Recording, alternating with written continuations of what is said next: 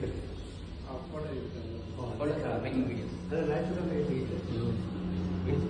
ಓಂ ಶ್ರೀ ಗುರುಭ್ಯೋ ನಮಃ. ಓಂ ಗಣಾನಾಥಾಗಣಪತಿ ಗಂಗವಮಯ ಕವಿ ಕವಿ ನಮಃ. ಕಲಿಯುಗೆ ಪ್ರಥಮವಾದ ಜಂಬೂದೇವ ಭಾರತವರ್ಷ ಭರ್ತಕಡೆ ದಂಡಕಾಲ ಗೋದಾವರಿ ದಕ್ಷಿಣಕ್ಕೆ ಶಾಲೆಯ ವಾರಸ ನಮಃ. ಜ್ಯೇಷ್ಠರಾಜಂ ಬ್ರಹ್ಮಣಾಂ ಬ್ರಹ್ಮಣಸ್ಪತಾಂ ಸಂಗಮಂ ಓಂ ನಮೋ ರಾಧಪತೆ ನಮೋ ಗಣಪತೆ ನಮೋ.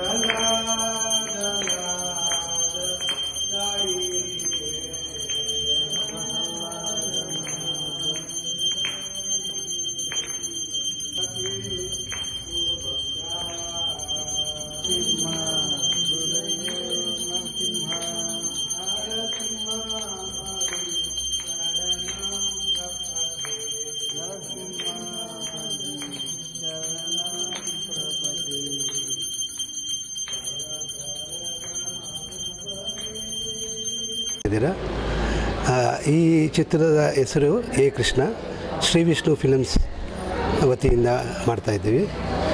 ಇದು ನನ್ನ ಹೆಸರು ವೇಣುವರ್ಧನ ಗೋಪಾಲ್ ದಾಸ್. ಈ ಚಿತ್ರದ ಕತೆ, ನಿರ್ದೇಶನ ಮತ್ತು ನಿರ್ಮಾಪಕನಾಗಿ ಇದು ನಾನು 1995ರಲ್ಲಿ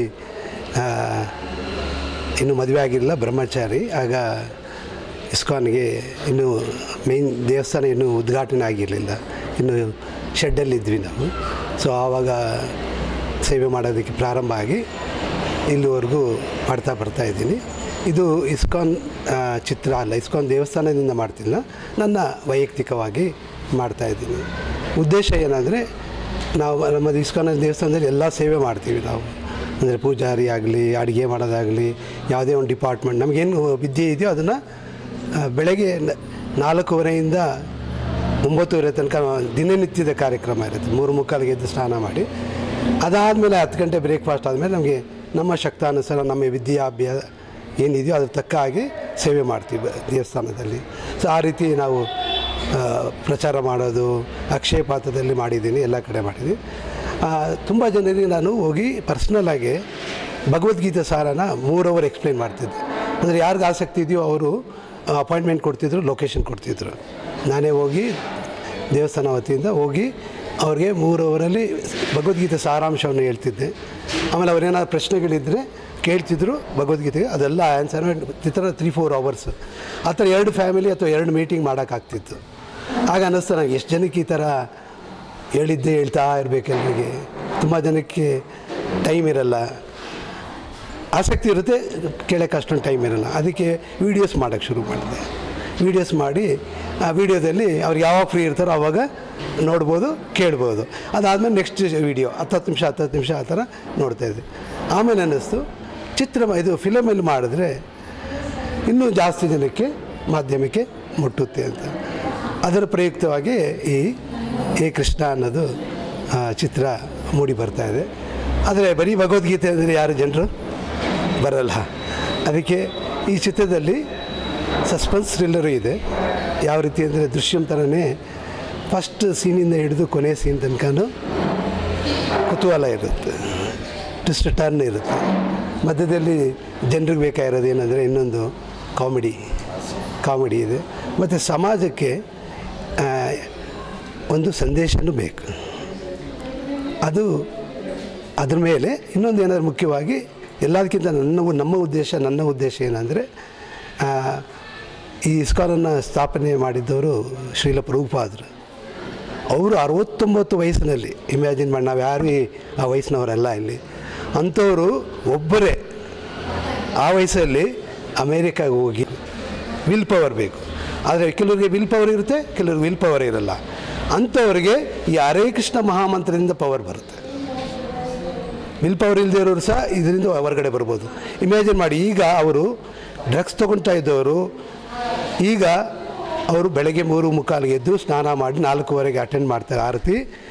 2 ಅವರ್ ಜಪ ಮಾಡ್ತಾರೆ, ಭಗವದ್ಗೀತೆ ಭಾಗವತಂ ಓದ್ತಾರೆ. ಆ ಶ್ಲೋಕಗಳು ಅವ್ರಿಗೆ ಕಷ್ಟ ಆದರೂ ನಮ್ಮ ಸಂಸ್ಕೃತ ಶ್ಲೋಕಗಳು ಬಯಾಟ್ ಮಾಡಿದ್ದಾರೆ, ಅರ್ಥ ಮಾಡ್ಕೊಂಡಿದ್ದಾರೆ, ಅವ್ರ ಜೀವನದಲ್ಲಿ ಅಳವಡಿಸ್ಕೊಂಡಿದ್ದಾರೆ. ಏನೇನು ಮಾಡಲ್ಲ ಅಂದರೆ ಕಾಫಿ ಟೀನೂ ಕುಡಿಯಲ್ಲ, ಸಿಗರೇಟು ಆಲ್ಕೋಹಾಲ್ ಅಲ್ಲ, ಕಾಫಿ ಟೀ ಸಹ ಕುಡಿಯೋದಿಲ್ಲ.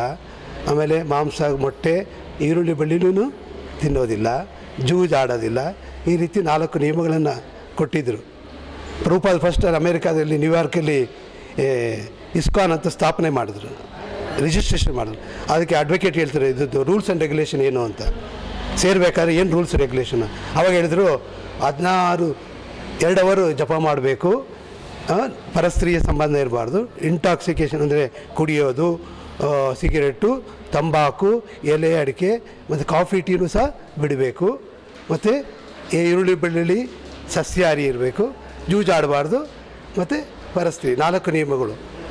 ಅವ್ರು ಹೇಳಿದ್ರು ಅಡ್ವೊಕೇಟ್ ಅಲ್ಲಿ ಅಮೇರಿಕನ್ ಅವರು, ಸರ್ ಇದನ್ನು ಇಟ್ಟರೆ ನಿಮಗೆ ಯಾರು ಮೆಂಬರ್ ಬರೋಲ್ಲ, ನಿಮಗೆ ಸೇರಲ್ಲ. ಯಾಕಂದರೆ ಅಮೇರಿಕಾದಲ್ಲಿ ಇದೆಲ್ಲ ಸರ್ವೇ ಸಾಮಾನ್ಯ. ನೀವು ಹೇಳ್ತಿರೋದು ಎಷ್ಟು ಕಠಿಣವಾದ ಹೇಳ್ತಿರೋದು ನಿಮ್ಮ ಮೆಂಬರ್ ಆಗಲ್ಲ. ಅದಕ್ಕೆ ಒಂದು ಕೆಲಸ ಮಾಡಿ, ಇದನ್ನೆಲ್ಲ ಕಟ್ ಮಾಡಿಬಿಡಿ. ಕಟ್ ಮಾಡಿದ್ರೆ ನಿಮಗೆ ನೋಡಿ ನೀವು ಅಮೇರಿಕಾದಲ್ಲಿ ಫೇಮಸ್ ಆಗಿಬಿಡ್ತೀರ, ಎಷ್ಟೋ ಜನ ಬಂದು ಸೇರ್ತಾರೆ. ಇದೆಲ್ಲ ಇಟ್ಟರೆ ನನ್ನ ಪ್ರಕಾರ ನೀವು ಕ್ಲೋಸ್ ಮಾಡಬೇಕು ಟ್ರಸ್ಟು ಇದನ್ನು. ಅದಕ್ಕೆ ಅವ್ರ ಗುರುಗಳು ಹೇಳಿದರು, ಜನರಿಗೆ ಅನುಗುಣವಾಗಿ ನಾವು ಶಾಸ್ತ್ರವನ್ನು ಚೇಂಜ್ ಮಾಡೋಕ್ಕಾಗಲ್ಲ. ಶಾಸ್ತ್ರದಲ್ಲಿ ಏನಿದೆಯೋ ಅದನ್ನು ಹೇಳಬೇಕು. ಇವಾಗ ಡಾಕ್ಟ್ರ್ ಏನು ಹೇಳಿದಾರೋ ಅದನ್ನೇ ಮೆಡಿಕಲ್ ಸ್ಟೋರ್ ಅವರು ನರ್ಸುಗಳು ಕೊಡಬೇಕು. ಅವರು ಇಷ್ಟದಂಗೆ ಅವ್ರು ವ್ಯಾಪಾರ ಆಗಲ್ಲ, ಇನ್ನೊಂದು ಏನೋ ಕೊಟ್ಟರೆ ಅದು ಕೆಲಸ ಔಷಧಿ ಕೆಲಸ ಮಾಡಲ್ಲ, ಇನ್ನು ವಿರುದ್ಧ ಆಗ್ಬಿಡುತ್ತೆ. ನನಗೆ 1000 ಲಕ್ಷ ನಕ್ಷತ್ರಗಳಿಗಿಂತ ಒಂದು ಚಂದ್ರ ಸಾಕು, ಒಬ್ಬ ಭಕ್ತನಾದರೆ ಸಾಕು, ನಾನು ಚೇಂಜ್ ಮಾಡಲ್ಲ. ಇದ್ದಿದ್ದು ಇದ್ದಂಗೆ ಭಗವದ್ಗೀತೆಯನ್ನು ಅದಕ್ಕೆ ಯಥಾರೂಪ ಹೇಳಿದ್ದಾರೆ. ಅಲ್ಲಿ ಕೃಷ್ಣ ಏನು ಅರ್ಜುನಂಗೆ ಹೇಳಿದ್ನೋ ಅದೇ ಅರ್ಥವನ್ನು ಜನರಿಗೆ ಕೊಟ್ಟಿದ್ದಾರೆ. ಅದು ಜನರಿಗೆ ಕಷ್ಟ ಆಗುತ್ತೋ ಬಿಡುತ್ತೋ, ಫಾಲೋವರ್ಸ್ ಅವ್ರನ್ನ ಸಂತೋಷಪಡಿಸೋದಲ್ಲ, ಅವ್ರು ಸಂತೋಷವಾಗಿರ್ಬೇಕಂದ್ರೆ ಅವ್ರು ಸರಿಯಾದನ್ನು ಫಾಲೋ ಮಾಡೋದು. ಆ ರೀತಿ ಪ್ರಭುಪಾದರು ಮಾಡಿ ಶುರು ಮಾಡಿದಾಗ ಆಗಲೇ ಅವ್ರಿಗೆ ಆಶ್ಚರ್ಯ ಆಯಿತು. ಯಾರು ಅಡ್ವೊಕೇಟು ಈ ರೂಲ್ಸ್ ಎಲ್ಲ ತೆಗೀರಿ ಅಂದರು, ಅವ್ರು ಖುಷಿ ಆಯಿತು. ಎಷ್ಟೋ ಸಾವಿರಾರು ಜನ ಸೇರಿದ್ರು, ಆ ಜ್ಞಾನನೂ ಪಡೆದ್ರು. ಜ್ಞಾನ ಒಂದೇ ಸಾಲದು, ಹೆಂಗೆ ಥಿಯರಿ ಒಂದೇ ಸಾಲದು, ಪ್ರಾಕ್ಟಿಕಲ್ ಇಂಪಾರ್ಟೆಂಟ್. ಆ ಪ್ರಾಕ್ಟಿಕಲ್ನ ಅಳವಡಿಸ್ಬೇಕಂದ್ರೆ ನಮಗೆ ಶಕ್ತಿ ಬೇಕು. ಕೆಲವರು ವಿಲ್ ಪವರ್ ಇರುತ್ತೆ, ವಿಲ್ ಪವರ್ ಇರಲ್ಲ. ಅದು ಎಲ್ಲರಿಗೂ ಶಕ್ತಿ ಕೊಡುವಂಥದ್ದು ಏನಂದರೆ ಈ ಹರೇ ಕೃಷ್ಣ ಕೃಷ್ಣ ಕೃಷ್ಣ ಹರೇ ಹರೇ, ಹರೇ ರಾಮ ರಾಮ ರಾಮ ಹರೇ ಹರೇ. ಈ ಮಂತ್ರ ಜಪ ಮಾಡೋದ್ರಿಂದನೇ ಅವರು ಅದನ್ನೆಲ್ಲ ಬಿಟ್ಟು ಹೊರಗೆ ಬರೋಕ್ಕಾಗ್ತಾಯಿತ್ತು. ಅವರೇನಾದರೂ ಇವತ್ತು ಮತ್ತೆ ಅವರು ಅದು ನಿಲ್ಲಿಸ್ಬಿಡಲಿ, ಹರೇ ಕೃಷ್ಣ ಮಂತ್ರ ಜಪ ಮಾಡೋದು, ಮತ್ತೆ ಹಳೆ ಅಭ್ಯಾಸ ಕೊಟ್ಟು ಹೋಗ್ತಾರೆ. ಅಂದರೆ ಅವರು ಹೊರಗಡೆ ಬಂದಿರೋದು ಅವರ ಶಕ್ತಿ ಮಾತ್ರ ಅಲ್ಲ, ಭಗವಂತನ ನಾಮಸ್ಮರಣೆ ಅಂತಲೇ. ಅದನ್ನೇ ನಮ್ಮ ಕರ್ನಾಟಕದಲ್ಲಿ ಸಹ ಪುರಂದರದಾಸರು, ಕನಕದಾಸರು ಇವರೆಲ್ಲರೂ ಸಾರಿರೋದೇ. ಕಲಿಯುಗದಲ್ಲಿ ನಾಮ ಸಂಕೀರ್ತನೆ, ಸತ್ಯಯುಗದಲ್ಲಿ ತಪಸ್ ಮಾಡ್ತಿದ್ರು, ತ್ರೇತಾಯುಗದಲ್ಲಿ ಯಾಗಯಜ್ಞ ಮಾಡ್ತಿದ್ರು, ದ್ವಾಪರದಲ್ಲಿ ಮೂರ್ತಿ ಆರಾಧನೆ ಮಾಡ್ತಾಯಿದ್ರು. ಆದರೆ ಕಲಿಯುಗದಲ್ಲಿ ಇದೆಲ್ಲ ನಾವು ಮಾಡೋಕ್ಕಾಗಲ್ಲ. ಆದರೆ ನಾವು ಸುಲಭವಾಗಿ ಪ್ರತಿಯೊಬ್ಬರು ಮಾಡಬಹುದಾಗಿರೋದು ಕೀರ್ತನೆ, ಜಪ, ಸಂಕೀರ್ತನೆ. ಸಂಕೀರ್ತನೆ ಅಂದರೆ ಸಾಮೂಹಿಕವಾಗಿ ಆಡೋದು, ಕೀರ್ತನೆ ಅಂದರೆ ನಾವು ಒಬ್ಬರೇ ಆಡ್ಕೊಳ್ಳೋದು, ಜಪ ಅಂದರೆ ನಮಗೆ ಮಾತ್ರ ಕೇಳಿಸ್ಕೊಳ್ಳೋಷ್ಟು ಹೇಳೋದು. ಸೊ ಈ ಹರೇ ಕೃಷ್ಣ ಮಂತ್ರವನ್ನು ಜಪಾನೂ ಮಾಡ್ತೀವಿ, ಕೀರ್ತನೆ ಮಾಡ್ತೀವಿ. ಇದರಿಂದ ಈ ಭಗವದ್ಗೀತೆಯ ಸಂದೇಶನ ತುಂಬ ಜನ ಪುಸ್ತಕ ತೊಗೊಂಡಿದ್ದಾರೆ. ಭಗವದ್ಗೀತೆ ತುಂಬ ಜನ, ಲಕ್ಷಾಂತರ ಜನ ಮನೆಗಳಲ್ಲಿ ಇದೆ. ಆದರೆ ಕೇಳಿದರೆ ನಿಮ್ಮಲ್ಲಿ ಭಗವದ್ಗೀತೆಯ ಇದೆ ಅಂದರೆ ಇದೆ ಅಂತಾರೆ. ಆದರೆ ಓದಿದ್ದೀರಾ ಇಲ್ಲ ಅಂತಾರೆ. ಓದಿದ್ವಿ, 1-2 ಚಾಪ್ಟರ್ ಓದಿದ್ವಿ, ಆಮೇಲೆ ಅರ್ಥ ಆಗಿಲ್ಲ, ನಿಲ್ಲಿಸ್ಬಿಟ್ವಿ ಅಂತ. ಆದರೆ ಈ ಚಿತ್ರದಲ್ಲಿ ಏನಾಗುತ್ತೆ ಅಂದರೆ, ನೀವು ಫಿಲಮ್ ನೋಡ್ಕೊಂಡು ಥಿಯೇಟ್ರಿಂದ ಆಚೆ ಬಂದರೆ ನಿಮಗೆ ಸಸ್ಪೆನ್ಸ್ ಥ್ರಿಲ್ಲರು ಸಿಗುತ್ತೆ, ಕಾಮಿಡಿನೂ ಇರುತ್ತೆ. ಜೊತೆಯಲ್ಲಿ ಏನಂದರೆ ಮುಖ್ಯವಾಗಿ ಭಗವದ್ಗೀತಾ ಏನು ಅಂತ ನೀವು ನನಗೆ ಗೊತ್ತು ಅಂತ ಹೇಳ್ಬೋದು. ಯಾಕಂದರೆ ಯಾವ ರೀತಿ ನಾವು 2 hours ಫಿಲಮ್ನ 20 ನಿಮಿಷ ನಮ್ಮ ಫ್ರೆಂಡಿಗೆ ಕತೆ ಹೇಳ್ಬೋದು, ಅದೇ ಥರ ಈ ಚಿತ್ರದಲ್ಲಿ ಏನು ಮಾಡ್ತಾಯಿದ್ವಿ, ಭಗವದ್ಗೀತೆ ಸಾರವನ್ನು ಜನರಿಗೆ ಅರ್ಥ ಆಗೋ ರೀತಿಯಲ್ಲಿ ಎಕ್ಸ್ಪ್ಲೇನ್ ಮಾಡ್ತಾಯಿದ್ದೀವಿ. ಇದು ಚಿತ್ರದ ಉದ್ದೇಶ. ಇದು ಕನ್ನಡದಲ್ಲಿ ಆದಮೇಲೆ ತಮಿಳು, ತೆಲುಗು, ಹಿಂದಿಯಲ್ಲೂ ಸಹ ಡಬ್ ಮಾಡಿ, ಯಾಕಂದರೆ ಎಲ್ರಿಗೂ ಇದು ತಲುಪಬೇಕು ಅನ್ನೋದು ಉದ್ದೇಶ.